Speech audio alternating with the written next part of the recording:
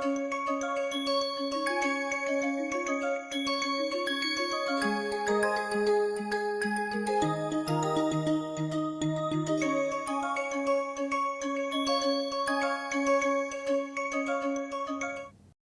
everyone, welcome to the new NPTEL course on remote sensing and GIS for rural development. This is Professor Penan Chinnasamy and I am an assistant professor with Indian Institute of Technology, Bombay. I am with the department called Center for Technology Alternatives for Rural Areas, or CITARA. In today's lecture, we'll be going through week 1, lecture 1. I'm also a faculty with the Interdisciplinary Program on Climate Studies, IDPCS, and an associate faculty with Center for Policy Studies and Center for Machine Intelligence and Data Science, called CMINDS. With this note, I welcome you all to the first lecture on the new NPTEL course, Remote Sensing and GIS for Rural Development. First, let me walk you through a personal introduction so that we understand the basics behind this course and why this course has been floated. First, I would like to thank everyone for joining this course. It is a very different, non-traditional course, and for being interested in rural development. I am from a rural background, so with my personal introduction, I'll go through what I've been doing in the last 10 to 15 years for my studies and stuff. So I have a graduate degrees in physics, and then after my master's in physics, I joined a PhD program on hydrology, where I focused on surface water, groundwater, movement, hydrology. And I also looked at nutrient dynamics and microclimate using GIS and remote sensing. Once where there was less data for observation and also less scenario-based models, I started learning remote sensing techniques and hydrological models. Once I'm done with my studies and PhD experience, I moved as a research scholar with IIT Bangalore, followed by stints in Nepal with International Water Management Institute as a researcher in groundwater and remote sensing. Then I moved to Singapore as a senior researcher with Nanyang Technological University, where I did flood prediction and climate change models. I'm a visiting scientist currently with DAFO, NM Sabur Foundation, and also a visiting professor with University of Oulu, Finland, and University of Nebraska Water Center. You could note that I've been in a very fundamental science program, which is physics. And then I also did a lot of ground hydrology and observation data in my PhD. But suddenly I have had more interest and applications using GIS and remote sensing. This is because when I came back to India, the data was not as freely flowing. So GIS and remote sensing based methods were picked up, and that was used in these kind of studies.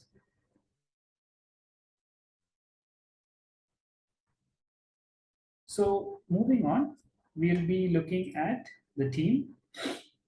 The team consists of myself as the lead instructor, followed by two TAs. The first TA is Mr. Pranat M. He's my PhD student with Sitara, and he's also a gold medalist during his master's program from TIS, which is Tata Institute of Social Sciences. Another TA is Mr. Praveen Kulle. He's also my PhD student at Sitara and has an MTech from IIT Kanpur on water resources. Currently, he's also the superintending engineer at Water Resource Department, Maharashtra, which is a government position. So there will be a lot of insights from both social angle and water observation data angle from the governments using your TAs, and they'll be contributing their time and expertise throughout this course. So with this, I once again welcome you all to this wonderful non-traditional course, but very, very important course on rural development. The reference materials would include groundwater by Freeze and Cherry. Groundwater is one of the key resources that has to be managed for rural development in India. So I will touch upon a little bit of groundwater and water resources using Principles of Hydrology by Ward and Robinson, Physical Hydrology book by Dingman, and some more hydrology books and applied hydrogeology books. The hydrology book by Wisman, Lewis, and Knapp on Introduction to Hydrology is a very good book, followed by Applied Hydrogeology by Fetter, and the Local Systems Hydrology using Hydrology Principles Analysis and Design by Professor Raghunath. But more important, this course will draw upon data and information from government reports because rural entities may not be that established in books, and Indian rural systems are very, very different than other rural systems. So we'll be focusing a lot on government reports and the need statements and how do you do rural development using GIS and remote sensing. It's mostly on understanding the rural development and then pushing rural development forward using GIS and remote sensing techniques. So for GIS, we'll be using an open source system. We would like everyone to understand GIS and use it for this course, for which we will do some basics from QGIS, which is a called Quantum GIS, an open source system, a very well known system. It has been also used for launching rockets in European countries and mapping where and how, etc. So it's a very, very important tool. And the basics will be taught in this course. But however, we would like you to pick it up from a lot of different educational materials, including our own NPTEL courses. I'll be giving the links to these courses during the whole coursework. As I said, there will be a lot of many field notes that we'll be using for this course. Field notes are notes that you go and when you do field work, surveys in the rural environments, you take notes in a very systematic way. And those field notes will be used for the class lecture. So that gives you the real life experience and real life problem solving, what is needed, those kind of aspects. So agency reports, as I said, government reports are there. When I say agency, it could include NGOs, state agencies, central agencies, international bilateral agencies like the World Bank, Asian Development Bank, the central agencies like NABARD, NGOs like Dan Foundation, WASAN, and more importantly, the local Gram Panchayat records and stuff. So these, we do have a lot of data already collected for this course, which you'll be seeing how and why it can impact rural development. And we'll also take a lot of new articles from news agencies and also channels. So Niti Aayog book I've shown is a very important report, government report on the development scenarios in India, especially rural development. So we'll be using a lot of these Niti Aayog reports and news articles. So to move on with the course introduction and what will be covered, we will be covering a lot of material that is linked to remote sensing and rural development. When I say what is rural development, we will have a understanding about the need for rural development, right? So in the introduction, let me introduce what is rural development. Rural development includes the development of rural entities in natural resources, economic, social, health, and all verticals. It's not only economic development should happen, multiple development scenarios should happen side by side. And for that, there is a very, very important need to identify sectors where rural development can occur.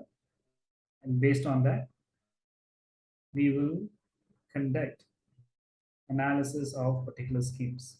So in this course, we will only not look at water, even though water is, I would say, the most important factor for rural development, because agriculture is dependent on water, livestock, rearing cows, sheep, cattle, chicken, all the livestock that they rear, fish, aquaculture, all require water, right? So water is one of the key resources, is the key resource for rural development. But there are also other aspects, good road connectivity, for example, health structures in schools, local entities for managing transportation, communication towers. So all these would be covered slowly one by one. And those who are interested in water can work on water. Those who are interested in health or rural infrastructures can work on rural infrastructures. The importance in India is very, very high because India is still an agrarian nation. Agrarian, as in agriculture or agriculture related livelihoods, is still the key in rural India. And rural India becomes the backbone, as many have said, for India's development. More importantly, we are poised as a very high populous country. Our population is very high and still on track to rise um, as soon as we will hit the peak, but still we are on the rising curve. And for that population, there's tremendous need of food and water security. The food security comes from rural entities, and the rural entities need development. And that is what we will focus on in this course. So it is very, very important for India and India's development as a whole. You cannot neglect the contribution for rural India in the entire nation's growth. Yes, we are progressing in science, technology, information technology, and other aspects. But as a backbone, as a support, as a pillar, rural entities always will remain. And we are still a good food producing nation. We do a lot of exports and we support the growing population. So that is why we will be focusing on rural India, especially for this course. There has been a lot of remote sensing and GIS analysis for urban systems, like mapping floods, new infrastructures to be developed, bridges, dams, where do you put good roads, train connectivity, etc. However, rural entities have not been that much studied, or as a course, it has not been introduced. So this is one course that can aid in understanding the rural scenario, and then what is needed for rural development, followed by how can GIS and remote sensing help for rural development. So let us see what is there in state for week one. In week one, we will be looking at the introduction of the course, right? And this is one of the books that has been released by Ministry of Rural Development, Transforming Rural India. I have taken a lot of insights from these um, books and government reports. You could see almost whatever we discussed in the previous slide being covered here, starting from wells and water for agriculture. You see a farmer and his co-farmer sitting near a water resource, looking at how you replenish water, and then the farming increases. Because of farming, there is good livelihood development, and because of that, there is rural development. So that is all tied to this one image. And then you also see water resource being managed well, so that livestock can take water, fish can take water, and also domestic water supply can be attained using these resources. We also see the need for education infrastructure at rural entities. The literacy rate is very less compared to urban centers. So the government has big visions to put everyone on the same baseline. We need to pull them up to the same levels, make the field a leveling playing field by giving quality education, for which we do need infrastructures to be identified. And for that, GIS remote sensing plays a vital role. We also looked at livelihood options that can cater to local demand, like it could be like labor, that force that needs work, and also women livelihood options have to be catered to. Based on this, you also have cottage industries, small scale industries like tea. You can see here women plucking tea, and then the post processing can happen at a small village scale rather than industrial scale, and those can help in the local rural economy. Still, if you go to some rural villages, you can find these small cottage industries that sell produce or sell small sustainable farmed products in packaged format. Tea is one, herbs or another things, local medicine. These you can buy from rural entities. And however, there's no maps or GIS and remote sensing tools that can help them develop more. So these aspects we will cover in this course.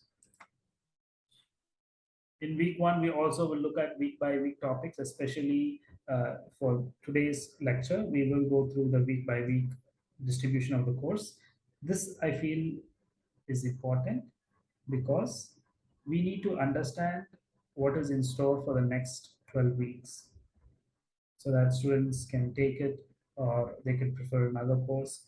So I prefer to walk you through what you can expect for the next 12 weeks in week one lecture. And all the sources for the materials that I use will be put on the bottom as source, and the links will be given. Feel free to go to these links and access these information. So I have already developed rural development and how it's tied up. So we do have rural development as a scenario which is needed for India's growth. There are a lot of missions that has been proposed by the Prime Minister of India and the different sectors for attaining high rural development, economic, health, every aspect of rural development will be touched upon. So rural development, as I said, is very important for the nation's growth. And let's see how we divide this course in today's lecture. So in the first week, we will be covering an introduction to rural development, which has been started already in today's lecture. We'll focus on water security, both surface and groundwater, and issues in rural India. So how I envision this course is to first give you an introduction about the issues so that you can take a call on the severity and need for data-based rural development scenarios. Okay. So I will first walk you through in week one, week two on what are the issues in India, both starting from water security, including surface and groundwater resources issues in India. We'll also look at food security and rural issues. So food security can happen in urban and rural settings also. We will focus on the food production and food security in rural areas and how that is tied up to the entire market. We will also look at agriculture and rural infrastructure issues. Agriculture could be like dams and canals that bring water from dams to the farm plots, whereas rural infrastructure can also include water and agriculture infrastructure, plus infrastructure for education like small schools, libraries, internet connection for communication, course materials, power supply, health, good access to health facilities, roads to take the produce and livelihood options development, and also roads for connecting the rural India to the center hubs so that better quality education or health, if needed, can be accessed. So accessibility is key, and that is what will be included in the rural infrastructure issues. And we have already discussed about what is rural development and why do we need rural development for a sustainable growth pattern in India. In week two, we will do an introduction to geospatial technologies, remote sensing and GIS. So remote sensing is included in geospatial technology. But then when you process the data, you do need a platform, and that platform we have chosen is GIS. There are multiple platforms that you could use, but throughout the world, GIS has been used widely. There's a big community that uses it, so you can always learn from others on how to use GIS. So that is where we have picked remote sensing and GIS in the topic itself, and how geospatial technologies, that is remote sensing and GIS, is important for rural development. We will cover that aspect in week 2. We will start with the data issues, observation data. What are the issues in the current setting? How can this be managed well? Or in scenarios, how can you augment data? Rural data issue is a key chapter because there are a lot of aspects that go into rural data. The key is cost, timing, labor to collect the data, etc. So how do you overcome these? You cannot put a lot of instrumentations in rural areas. It's very expensive and time consuming. So how do you surpass this is the question. So that is where in the data issues, we will discuss about different techniques of remote sensing and GIS. And that is why we'll have to introduce what is remote sensing and how it is used for rural water and crops as an example.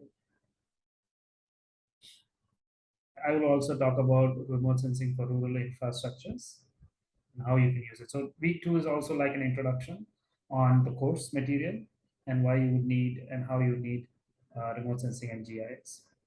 The aim is also to make you think on different aspects about remote sensing and GIS that can be used for rural development.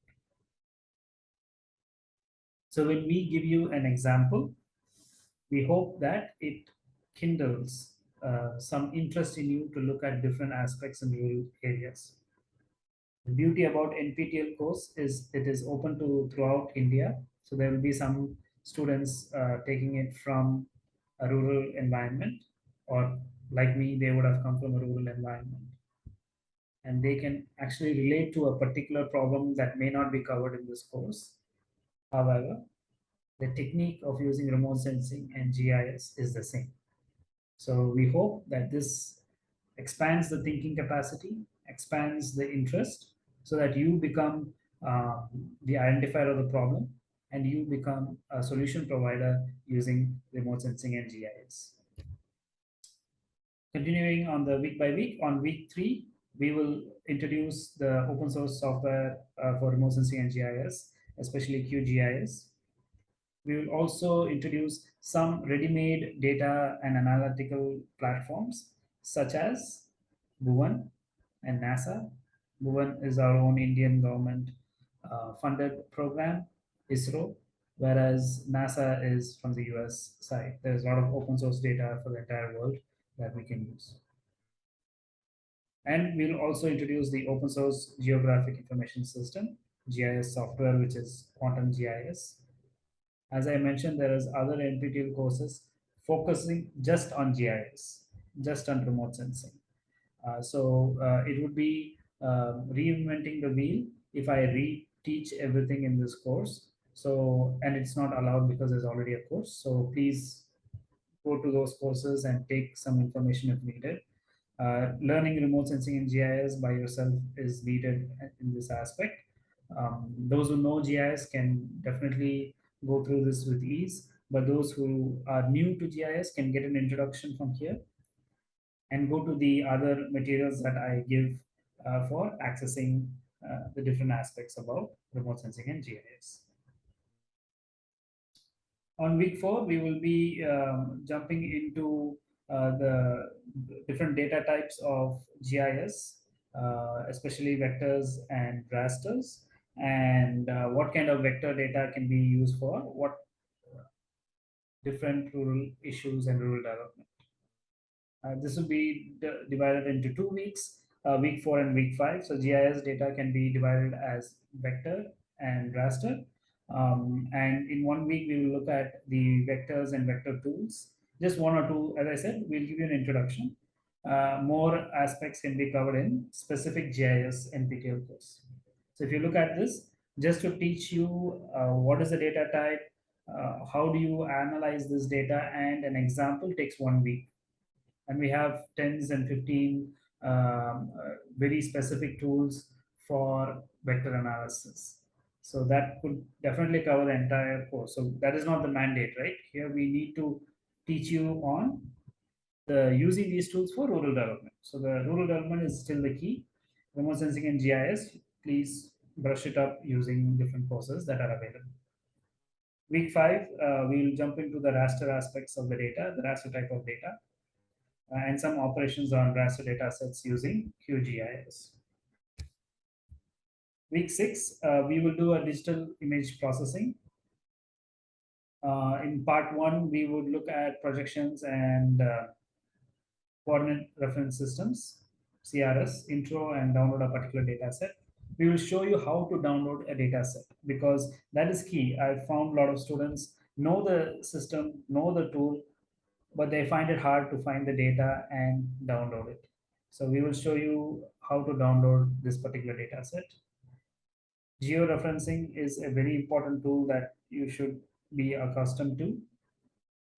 It is a process by converting a digital image or a digital paper scan into a geospatial forum. Uh, and once you put it on the geospatial forum, a lot of analysis can be done. So that is on week 6. Week 7, we will be looking at digital elevation models, which are needed for laying roads, water infrastructure, agriculture infrastructure, etc.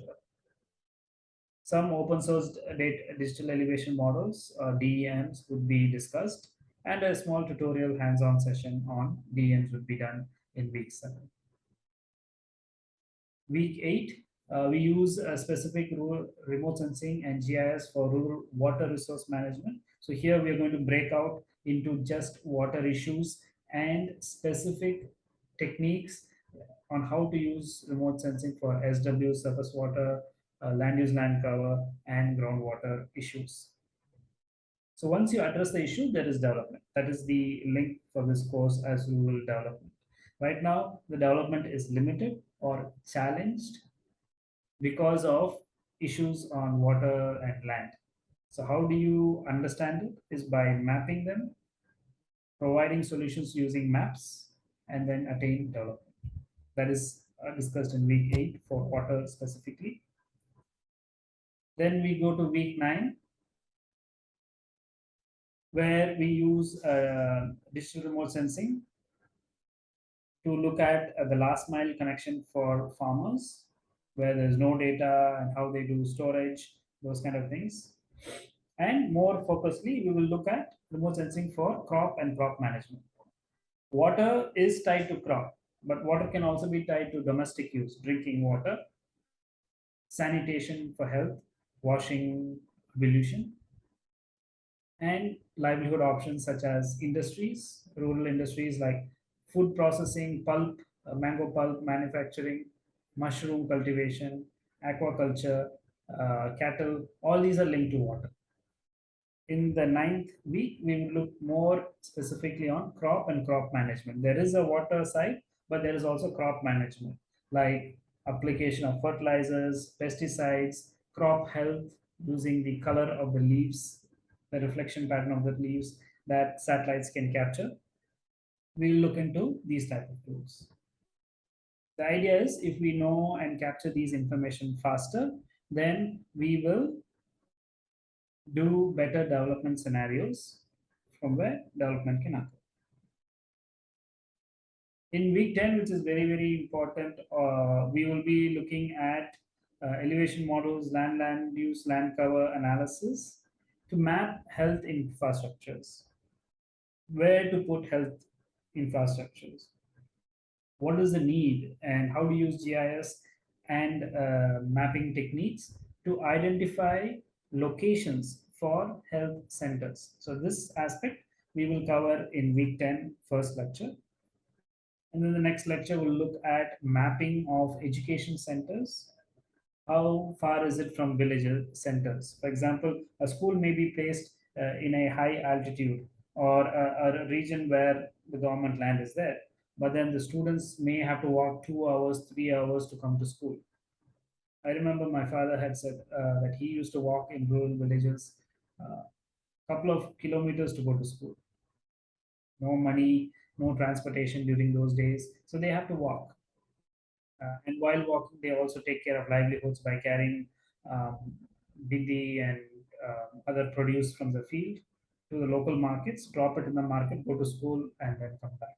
So it's really tough, the situation in rural entities right now. It's eased a lot compared to my father's time, but still there is a lot of room for improvement and development. So that is what we'll be accessing in mapping of rural education centers.